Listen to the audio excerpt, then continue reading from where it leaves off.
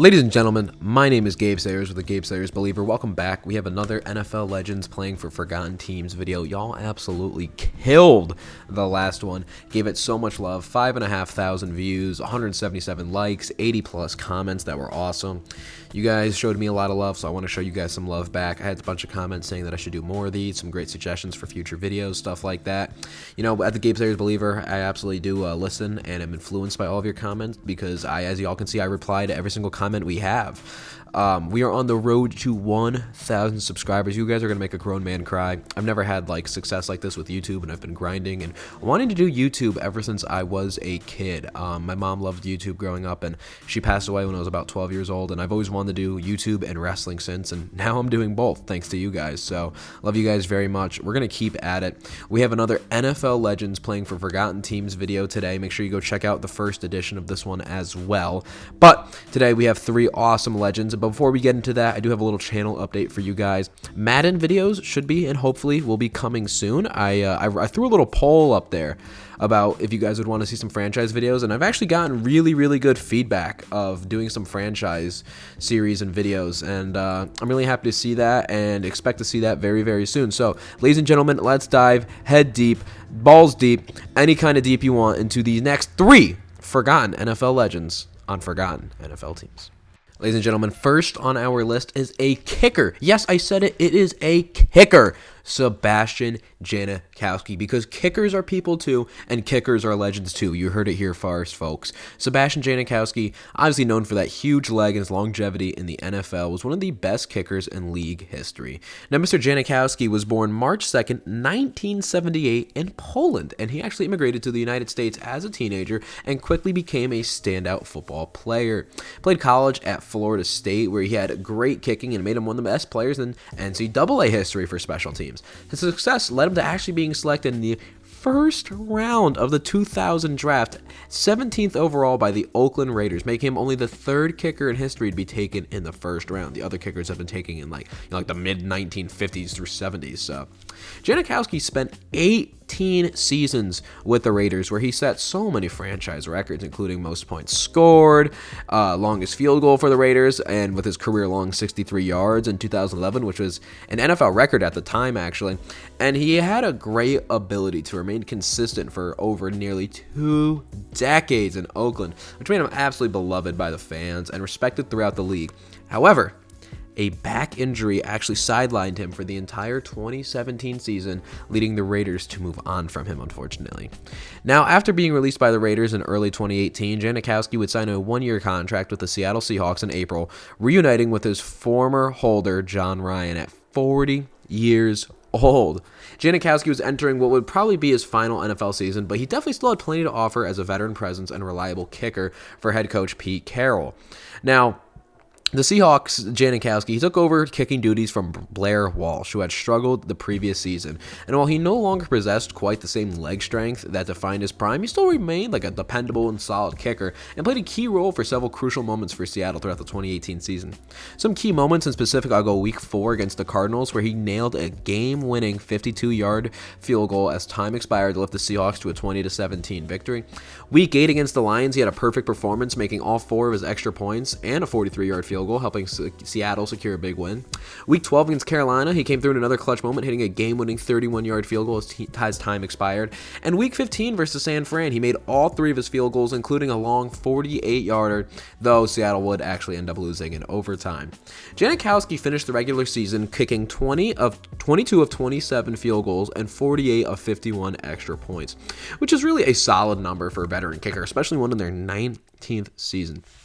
His ability to hit pressure kicks kept him a huge asset for the Seahawks team, and especially for a team that leaned on his defense, he was able to bring a little bit of a spark to those special teams. His final NFL game, an unfortunate injury in the playoffs, came in the 2018 NFC wildcard game against the Dallas Cowboys on January 5th, 2019, and at the end of the first half, he attempted a 57-yard field goal, but immediately clutched his left hamstring after the kick. He collapsed to the ground in clear pain and had to be helped off the field. That injury left the Seahawks without a place kicker for the remainder of the game, forcing punter defender Michael Dixon to attempt a drop kick for a kickoff in the second half. Seattle would ultimately lose 24-22, and Janikowski's injury signaled the end of his playing days, unfortunately.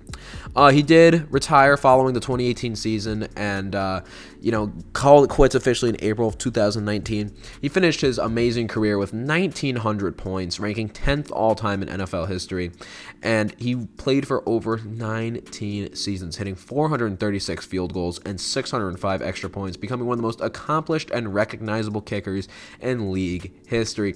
Now imagine if Janikowski played for actually like a good team, not the fucking Raiders. Imagine how many more field goals and extra points this guy could have kicked. His legacy is defined by that incredible leg strength, longevity, and clutch kicking ability. And while his time with the Seahawks was brief, it is certainly forgotten, which is why he makes this list as a legend on a forgotten NFL team. And people remember, kickers are people too, and we should love kickers as well. Well, ladies and gentlemen, who else would be next but the thumbnail of the video? I'm talking about none other than Randy Moss. And we're going to talk about Randy Moss and his entire career, but more specifically, his time on 2 teams at the end of his career. Now, everybody knows Randy Moss, one of the most electrifying, dominant wide receivers in NFL history, known for the crazy speed, leaping ability, unmatched deep threat skills, and he terrorizes defense throughout his career. Born on February 13th, 1977 in West Virginia, Randy Moss overcame a turbulent youth to become a college football superstar at Marshall University, where he broke a bunch of records, showcased some insane athleticism, and that athleticism was actually what would define his career. Selected 21st overall in the 1998 draft by the Minnesota Vikings, Moss really made an immediate impact, setting a then rookie record with 17 touchdown receptions, and his success continued all the way throughout the early 2000s, solidifying his reputation as one of the most gifted wideouts of all time. He had stints with the Oakland Raiders from 2005 to 2006 and with the Patriots from 2007 to 2010, where he set the single-season touchdown reception record 23 in 2007. Moss's career took an unexpected turn in 2010, which led him to a couple brief stints with some teams that you would not expect. Now, in 2010, Randy Moss, notice I also almost said Santana Moss there. Yeah, quick shout out to Santana Moss in this video. I adore and I love Santana Moss. Now, he actually played for the Tennessee Titans in 2010, Randy Moss. And Randy Moss was actually in a little bit of a forgettable stretch of his career, let's just say. He goes traded from New England back to Minnesota, only to be released by the Vikings after just 4 games due to conflicts with the coaching staff. And the Titans, sitting at a 5-3 record, were kind of in need of a big play receiver, and they claimed Moss off the waivers. Many hoped he would revitalize a Tennessee offense that already featured Chris Johnson, CJ2K at running back, and Vince Young at quarterback, but his impact was minimal at best. Certainly had a lack of chemistry with the quarterback, Vince Young, and then Vince Young suffered a season-ending thumb injury, unfortunately, shortly after Moss's arrival, forcing Kerry Collins to take over, and that was certainly instability that limited Moss's effectiveness. He also had minimal usage in the game, and head coach Jeff Fisher did not make Moss a focal point, rarely really targeting him in games, and he really played limited snaps. But beyond that, he also had declining production because as Moss finished the 2010 season, he was already much older, so he only finished that season with 6 catches for 80 yards and no touchdowns in 8 games. By far, obviously, the least productive stretch of his career. And at the end of the season, Moss was just clearly an afterthought in Tennessee's offense, and the team did not re-sign him. And this marked the first time in his career that he failed to record a single touchdown in a season. Following this really disappointing stint, Moss announced his retirement from football on August 2011. We're back, and now he is back. After sitting out the 2011 season, Randy Moss made a surprising comeback in 2012, signing a 1-year deal with the San Francisco 49ers on February 12, 2012. Head coach Jim Harbaugh and the 49ers were coming off an NFC Championship appearance and believed Moss could be a veteran deep threat presence in their receiving core. At 35 years old, Moss was no longer the dominant game-breaking receiver he had been in his prime, but he did provide like a good veteran and experienced receiver and leadership to a young 49ers team led by quarterbacks Alex Smith and then Colin Kaepernick. During the regular season, Moss would play in all 16 games, making 28 catches for 430 yards and 3 touchdowns. He wasn't absolutely the go-to receiver, but he did have several key deep catches that help stretch defenses, opening up opportunities for teammates like Michael Crabtree or Vernon Davis to pick up some stuff. He finished third on the team in receiving yards and provided just a really solid veteran presence in the locker room, and I believe certainly helped kind of teach and coach some of the younger receivers. The 2012 playoffs, the NFC Championship game against the Falcons, Moss would actually catch 3 passes for 46 yards, helping the 49ers overcome a 17-0 deficit to advance to the Super Bowl for the first time since 1994.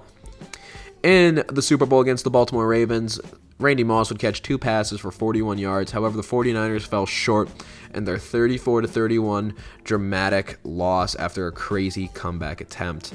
Leading up to the Super Bowl, Moss made headlines by declaring himself the greatest receiver of all time, and that's certainly a statement that sparked debate by the actual greatest receiver of all time, Jerry Rice. Following that 2012 season, Moss did not re-sign with the 49ers or any other team, marking the true end of his NFL career. And though his final years with Tennessee and San Fran were far from his most productive, his Super Bowl appearances for the 49ers provided a fitting chapter to the end of his legendary career. And of course, that is why he's on the list, because those are forgotten destinations for Mr. Randy Moss. And now, Randy Moss retired with nearly 1,000 catches with 982, 15,000 receiving yards, 4th all-time at the time of his retirement, and 156 receiving touchdowns. Again, 2nd of all time, only trailing Jerry Rice, the GOAT. In 2018, Moss was inducted into the Pro Football Hall of Fame, cementing his place as one of the most electrifying and gifted receivers in NFL history. Now, finally on our list, ladies and gentlemen, and I do apologize if I sound a little different. This is actually about 10 hours later. I just got out of work. I did not finish the video before I went to work. So, full transparency, I'm a little tired. But let's talk about someone who's not ever tired. Primetime Deion Sanders. One of the most electrifying athletes in sports history. A true two-sport superstar, played both professional football and baseball. He had unmatched talent, speed, agility, showmanship, everything about him, dude. He was a dominant corner, a return specialist, and he revolutionized the position with his ability to shut down elite receivers. Now, Sanders played college football at Florida State University and obviously excelled at multiple sports before being drafted number 5 overall in the 1989 draft by the Falcons. Over his amazing Hall of Fame career, he played for the Falcons for 4 years, the 49ers for the year, the Cowboys for the few years, and the Redskins, and even the Ravens. He won 2 Super Bowls and earned 8 Pro Bowl selections. His best years came with the 49ers and the Cowboys, where he was a key player on championship teams. However, the later years of his career, particularly his stints with the Washington, then called Redskins, and Ravens, were an interesting time for him. After his highly successful season with the Dallas Cowboys, Sanders unexpectedly signed a 7-year, $56 million contract with the Redskins in 2000, one of the biggest deals for a defensive player ever. And this move was part of Washington's owner's Dan Snyder's aggressive offseason spending spree, which also included signing like Bruce Smith and Mark Carrier. At the time, Sanders was already 32 years old, but still considered one of the top corners. Washington expected Sanders to anchor their secondary, providing leadership and elite coverage skills, and even despite his age, he still was effective, recording 4 interceptions, 40 tackles in his lone season with the teams. However, the Redskins certainly underachieved, finishing 8-8 and missing the playoffs despite their high-profile roster additions and their hot beginning to the season. Sanders clashed with the coaching staffs and was very unhappy with the team's culture and overall performance, and he abruptly retired after the 2000 season despite having 6 years left onto his contract. After retiring, Sanders transitioned to sports broadcasting, joining CBS and later the NFL Network as an analyst, and many believed his football career was over, as he already had 2 bowls and was regarded as one of the better quarterbacks ever. However, primetime was not done. After 3 full seasons away from football, Primetime made an unexpected return to the NFL in 2004, signing with the Ravens at the age of 37. This was a time when most cornerbacks would have been long retired. Sanders shocked the world by coming out of retirement to sign with the Baltimore Ravens in 2004. He had previously hinted at a 2002 return to the Raiders, but a deal never happened. However, in 2004, Ravens head coach Brian Billick and defensive coordinator Mike Nolan convinced Sanders to join their defense, which already featured Ray Lewis, Ed Reed, Chris McAllister. Deion Sanders would sign a 1-year deal and switch to number 37 as a nod to his age, and though he wasn't the dominant shutdown corner of his prime, he still had some elite football instincts and ball skills. Despite playing reduced roles in nickel cornerback, he managed to record 3 picks, retrieving and returning 1 for a touchdown, and his veteran presence really helped mentor young defensive backs, including Ed Reed, who would go on to become one of the best safeties of all time. Ravens would go 9-7, but unfortunately missed the playoffs. Rather than retiring again, Sanders returned for the 2005 season, aiming to help Baltimore make a playoff push. And at 38 years old, Deion Sanders played in 9 games, recording a pick and 2 fumbles recovering. Injuries and age finally caught up to him, and he missed time with nagging health injuries, and the Ravens certainly struggled, finishing 6-10 after the season. Then, Deion retired for good. Now, how could you not remember Deion Sanders? 53 career picks, 9 defensive touchdowns, 1,300 interception yards, ranking among the best end corners of all time. Pro Football Hall of Famer, amazing legacy, but do you remember his stints with the Redskins and the Ravens? Not many do, especially pushing way past that prime age, past that glory years when he was 30. Ladies and gentlemen, that is it for me. This is actually, I think, officially my longest video ever on the channel. I know people really liked this video last time I posted it, so I hope I got it some good detail, showed a little bit of my lovely personality, and talked about some legends on forgotten NFL teams. My final thoughts, my friends, are please make sure you drop a sub. We're on that road to 1,000 subscribers, on that grind, on that hustle, and you guys have really helped make my dreams come true so far, so I owe you guys a lot more than y'all would truly understand or will ever understand truly. So, thank you guys again for watching. Make sure you drop that sub. Make sure you go check out my Instagram in the bio. Check out my wrestling company if you maybe like wrestling. I do a lot of stuff in this world, so I really appreciate y'all coming in, tuning in, supporting what I do. Lifelong dream has always been to be a creator, so you guys are helping me kind of start that, build a little bit of a platform for myself to talk about sports. I talk about wrestling on my wrestling page, On my Instagram, you're going to see a weird mix of everything, and I appreciate you guys much more than you will understand. Truly, truly, and truly. So make sure you smoke crack, eat drywall, and I will see you guys with another Gabe Sayers Believer video very soon.